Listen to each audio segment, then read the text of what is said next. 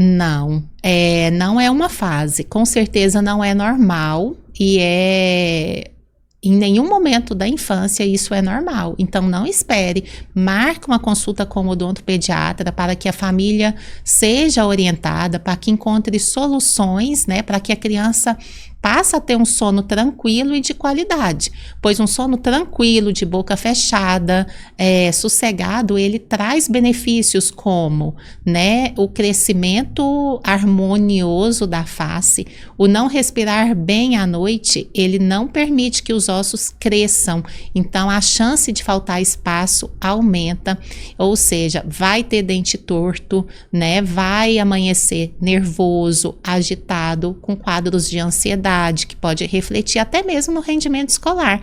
Então, não espere. Se seu filho ronca, se dorme com a boca aberta, se tem aquele sono agitado, ele está precisando de ajuda. Busque o odontopediatra. Ele é um profissional que vai ajudar, vai entender e vai encontrar a solução para que seu filho durma bem, cresça bem e seja saudável.